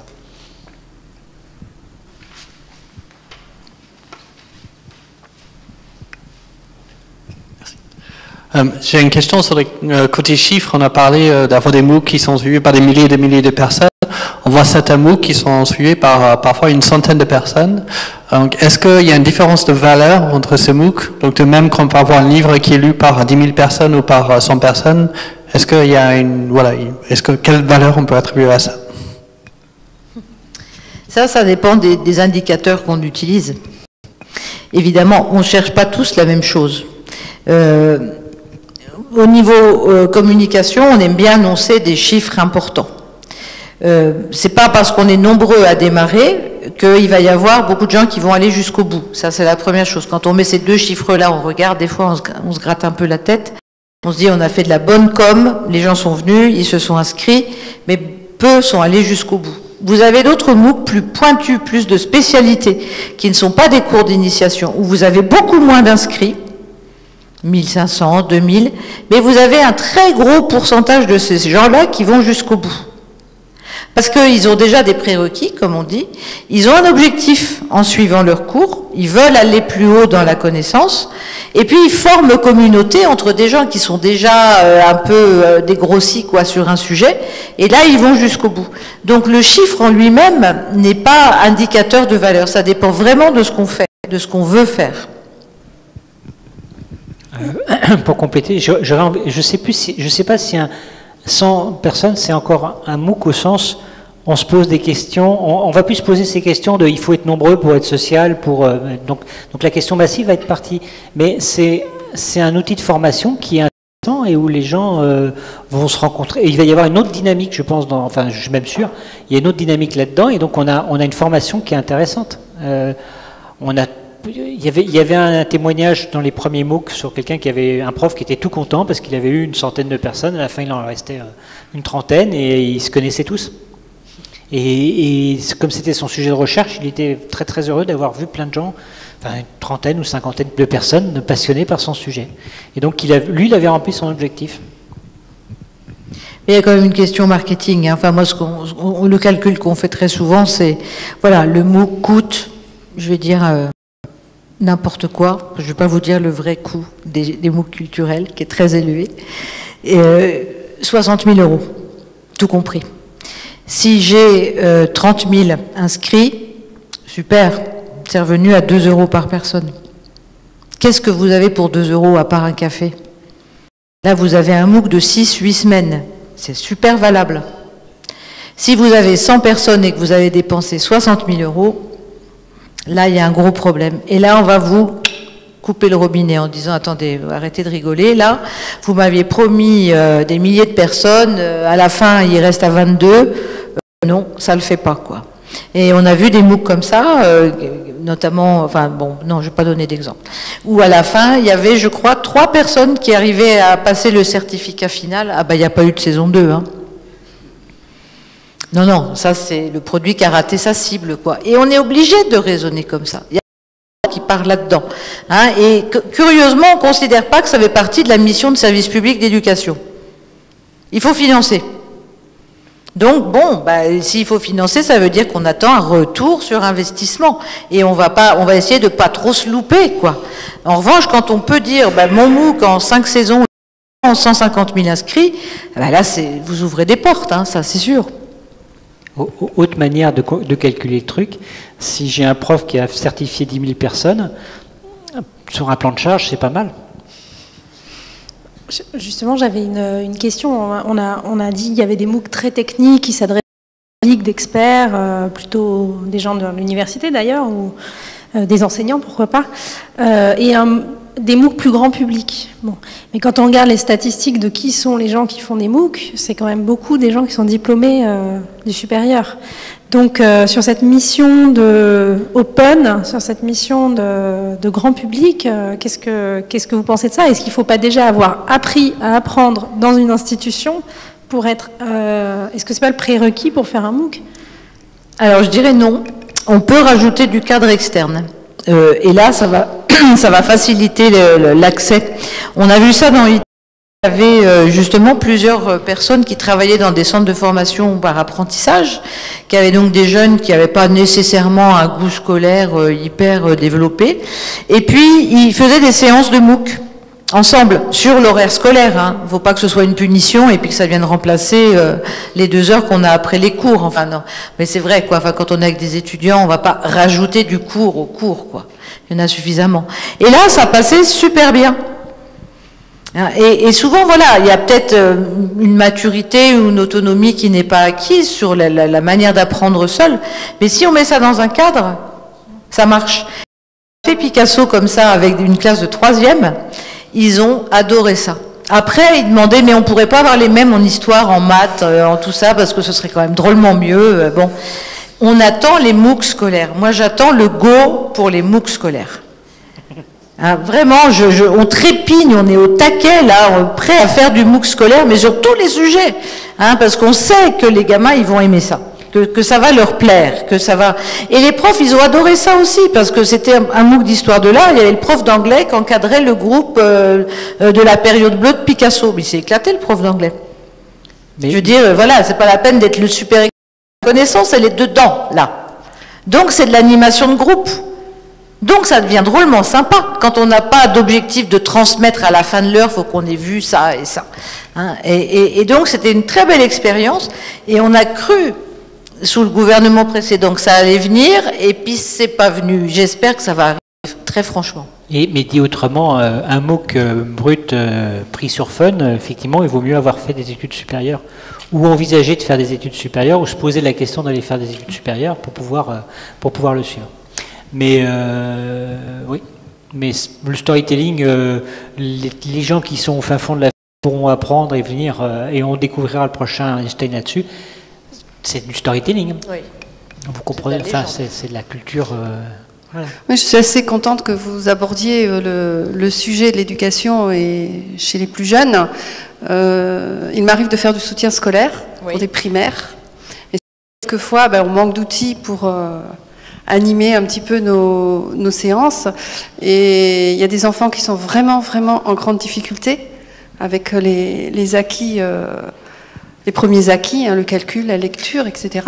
Et c'est vrai que moi, je découvre ce soir là, ce que sont les MOOC, et je me dis pourquoi il n'y a pas ça pour eux.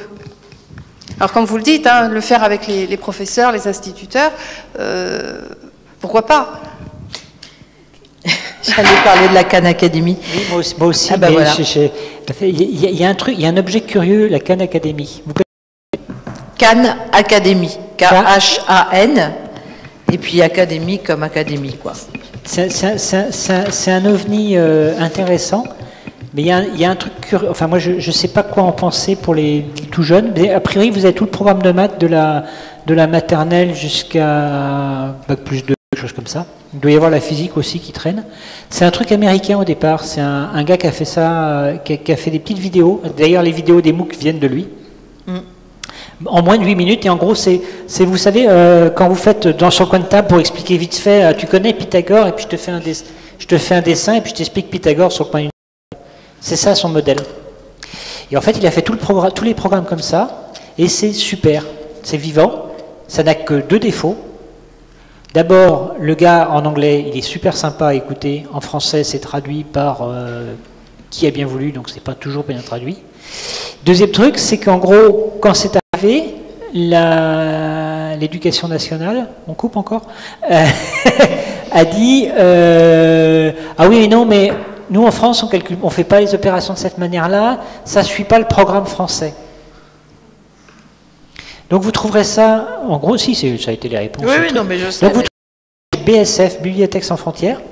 C'est-à-dire que les gens qui découvrent le français ou qui ont des problèmes, qui sont dans des endroits où ils ne peuvent pas apprendre, ils ont accès à ça, mais on en parle peu dans les circuits normaux.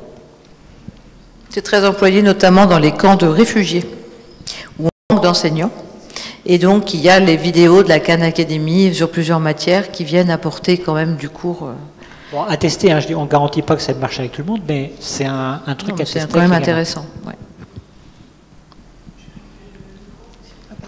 Alors c'est un MOOC sans être un MOOC tout en étant un MOOC. Non, c'est pas un MOOC, mais c'est un produit d'apprentissage. C'est massif, c'est open, c'est un cours. Ouais, on se bat. Non, c'est une... Et ça s'adapte à votre progression. Et puis vous visualisez ce que vous avez fait, vous ne pas plus mauvais que les autres. C'est important aussi.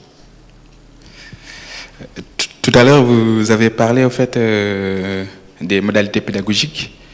Et du coup, par rapport déjà à tous ceux qui, parce que si je relis bien, en fait, les MOOC de par leur diffusion globale sont d'autant plus confrontés à cette multiculturalité. Et après, il y a une question qui est posée, mais est-ce que réellement une contrainte en fait? Est-ce que c'est une contrainte? Moi, je vais essayer de répondre, mais après, j'attends de vous aussi. Déjà, je vous remercie en fait par rapport à ce que vous venez d'expliquer en fait. Ça a été très pertinent. Et du coup, moi, je me dis que c'est en fait cette multiculturalité, en fait, le côté ouverture de ces cours qui sont accessibles en ligne, qui fait que les méthodes pédagogiques qui vont être mises en place par les intervenants ou l'intervenant du MOOC doivent vraiment être repensées, comme vous venez de l'expliquer tout à l'heure. D'autant plus que on s'adresse au fait à des publics qui sont différents de par origine, leur appartenance, tout ça. Et donc, moi, je dirais même que, au fait, c'est cette ouverture qui ferait que il y a une influence, au fait, entre les deux, au fait. Donc, le côté ouverture, parce que quand on dit ouverture, il y a cette multiculturalité que vous avez expliqué tout à l'heure. Et donc, ce qui fait qu'on est, je dirais, on est obligé, entre guillemets, en tout cas, que ce soit l'expert du contenu, mais que ce soit aussi les ingénieurs pédagogiques qui vont intervenir dans la scénarisation, tout ça, de les modalités pédagogiques dont vous avez parlé tout à l'heure, notamment tout ce qui permettrait au fait de garder au fait cette dynamique de groupe pour que les gens puissent aller jusqu'à la fin au fait du MOOC, parce que vous avez expliqué tout à l'heure, il y a pas mal de personnes qui abandonnent. Et après, il y a des études aussi qui ont montré que la plupart de ces abandons s'expliquent par le manque de motivation. C'est pas seulement ça, mais il y a le manque de motivation. Donc je me dis, c'est juste pour revenir par rapport à ce que vous avez dit. Hein, mais en tout cas, je sais et je suis convaincu que les méthodes pédagogiques qui sont mises en place participent vraiment à la réussite, au succès, mais aussi à la bonne prise en charge au fait de l'université. Parce que plus le message qui va être divulgué pourra au fait bien, au fait reçu, voilà, pourra être bien reçu par les personnes concernées, plus ces personnes au fait vont se sentir concernées par le sujet qui est en train d'être traité, et de ce fait ils vont au fait cheminer avec l'intervenant jusqu'au bout. Voilà. Et après il y avait quoi? Tout à l'heure vous avez parlé aussi du côté disons valorisation, le côté publicité du MOOC. Et moi aussi, je ne vais pas affirmer, mais je vais dire moi en position personnelle, par rapport à tout ce qui est MOOC, en fait, moi, je dirais que c'est plus valorisation et diffusion, quoi. C'est-à-dire les organismes, les établissements qui souhaitent aussi avoir de la visibilité à l'extérieur. Ça ne veut pas dire qu'on ne peut pas apprendre des MOOC. Mais la plupart des MOOC qui passent, au fait, c'est plus pour avoir de la visibilité, comme vous l'avez dit, et pouvoir faire venir en public, en public extérieur. Donc, c'est une question que je vais poser. Est-ce que vous pensez qu'aujourd'hui, au fait, les MOOC pourraient, au fait, est-ce qu'on apprend réellement des MOOC? Apprendre dans le sens où on va vraiment faire de la pratique derrière, acquérir des compétences qu'on pourra après mettre en pratique. Après, vous n'êtes pas obligé de répondre forcément, mais c'est juste des questions qui me viennent en tête, et vu qu'on a un débat, je me suis dit je vais les poser. Alors, sur les MOOC qui sont là pour faire du produit d'appel, ou des vrais MOOC qui sont des vrais cours, je pense que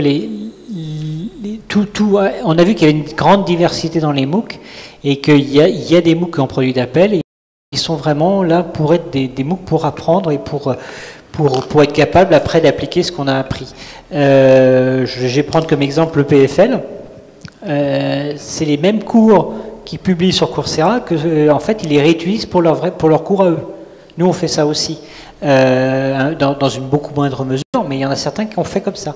Et donc en fait ces cours-là, c'est les mêmes cours que suivent les gens à l'extérieur, que ce que suivent leurs élèves au sein de l'EPFL.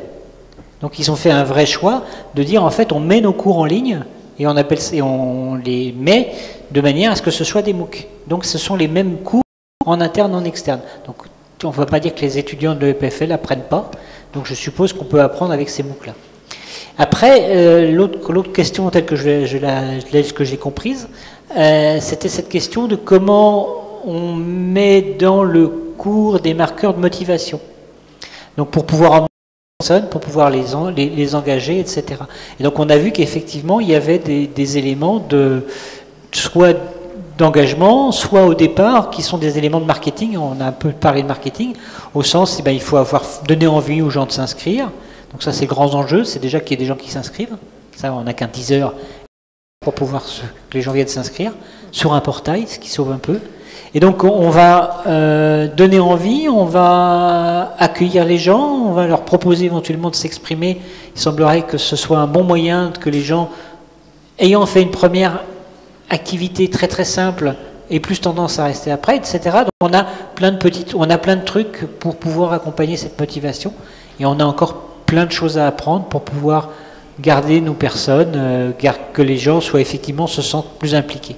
Mais la question de la motivation et des techniques pour le faire, ça fait partie du cœur de tous les community managers, de tous les pédagogiques et de tous les profs qui sont là. Et puis d'essayer de... C'est marrant parce que ça amène des cultures anglo-saxonnes, genre culture de la bienveillance, qu'on n'a que trop peu dans nos cours à nous. Une dernière question. La dernière. Ah, bonsoir. Merci de prendre la question. Voilà, moi, depuis 2 ans, j'ai suivi une vingtaine de MOOC, donc je vois à peu près de quoi il s'agit. Il y a pléthore donc de sujets, de thématiques, pléthore de modalités, et donc tout est son contraire. Hein, bon, j'ai pas envie de dire le pire, parce que ce serait quand même un peu... Si, il faut le dire. Mais voilà, il y a des différences assez sensibles. Et vous parliez tout à l'heure donc de l'importance pour vous qu'il y ait donc un public important. Paradoxalement, moi je pense que c'est aussi ce qui est peut-être la limite actuelle donc au développement des MOOC.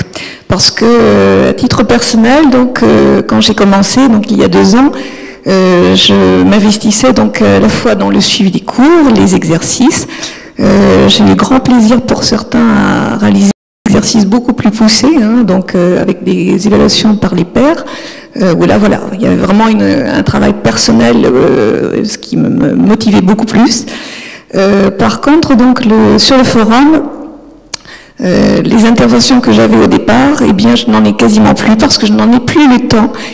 Un nombre incalculable de réactions qui ne sont parfois voilà, que des moments d'humeur, on va dire, donc qui n'apportent rien. Il n'y a pas d'exploitation, surtout. Donc ça, je le reprécise à chaque questionnaire, donc à la fin du MOOC. Et pour moi, c'est vraiment un des points donc, très important à prendre en considération. Assez peu donc, de responsables font ce que le MOOC AUF a réalisé cette année. Donc j'ai suivi le MOOC Apprendre à apprendre, justement, de l'université de Mons, à Dis-Mons. Et donc ce que j'ai apprécié en particulier, c'est qu'ils aient fait vraiment, ils aient appliqué auprès de leur public ce qu'ils préconisaient, c'est-à-dire que chaque semaine, nous avions donc systématiquement une demande donc, qui nous était adressée par mail, de savoir, voilà, est-ce que nous étions bloqués, bon, s'il était que nous n'avions pas finalisé, quel était notre problème, enfin bon, il y avait une interrogation, un processus vraiment, un suivi, un accompagnement, et ça vraiment c'est assez rare. Donc, et je pense que voilà, tant que nous n'aurons pas une évolution systématique, à la fois de synthèse sur des forums, la prise en considération du nombre de ressources qu'il nous faut chaque semaine découvrir, c'est par semaine en moyenne, j'ai calculé, donc nous avions une quinzaine de ressources minimum. Voilà, ce qui est strictement possible, en plus du cours, en plus des vidéos, en plus des recherches personnelles, etc., etc. Voilà.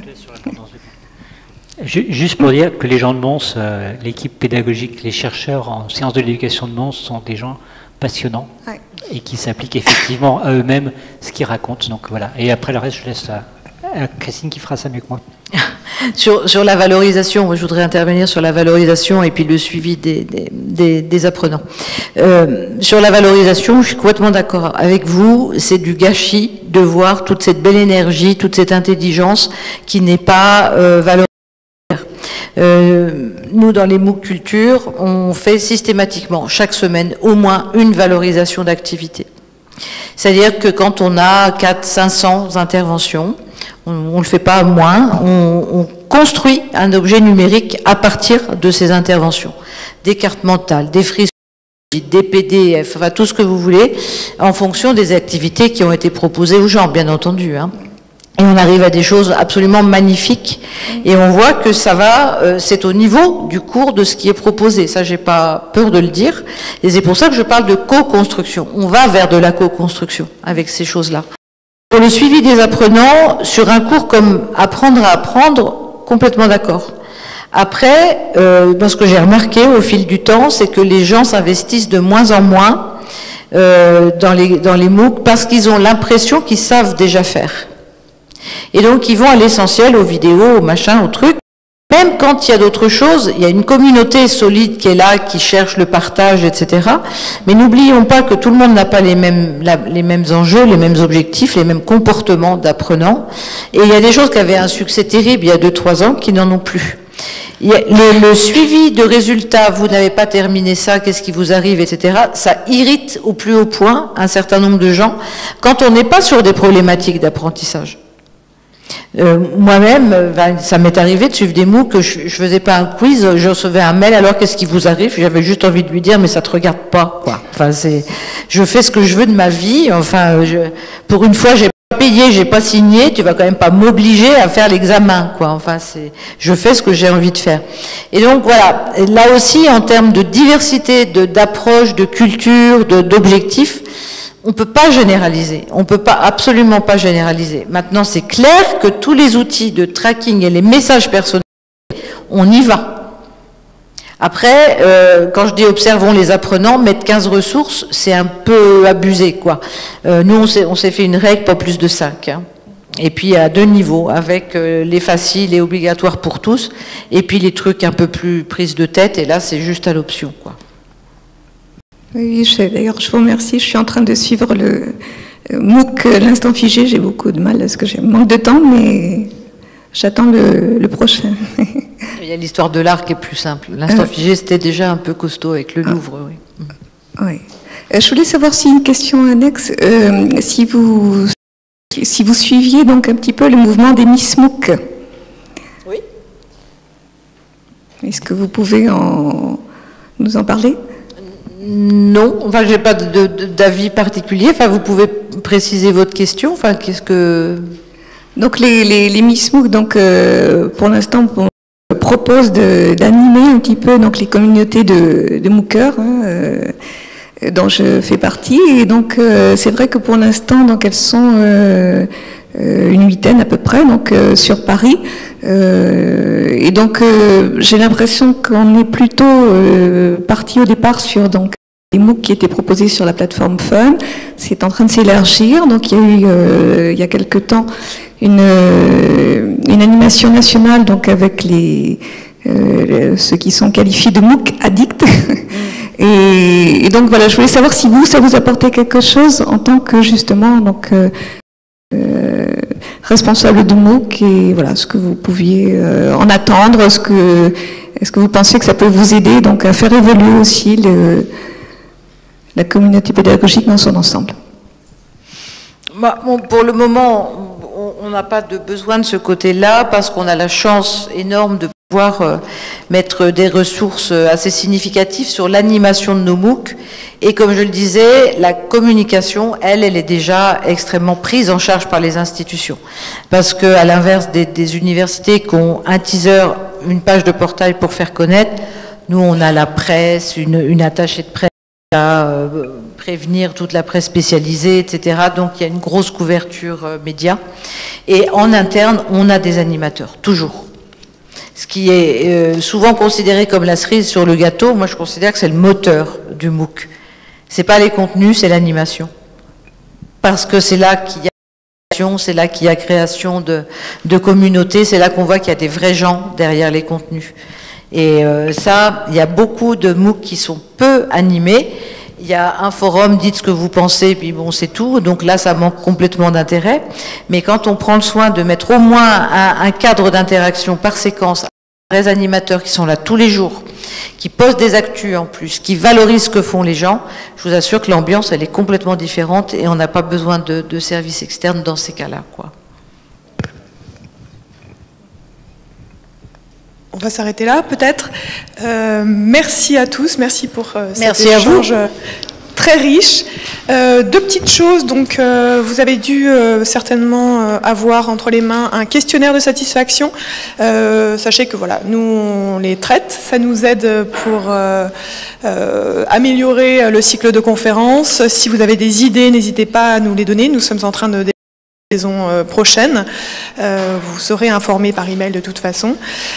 Prochain rendez-vous, donc c'est le 13 juin, ça sera au lieu unique. Donc ce sont la thématique de la conférence, les réseaux d'échange réciproques de savoir. Est-ce que ce sont de nouveaux dispositifs de transmission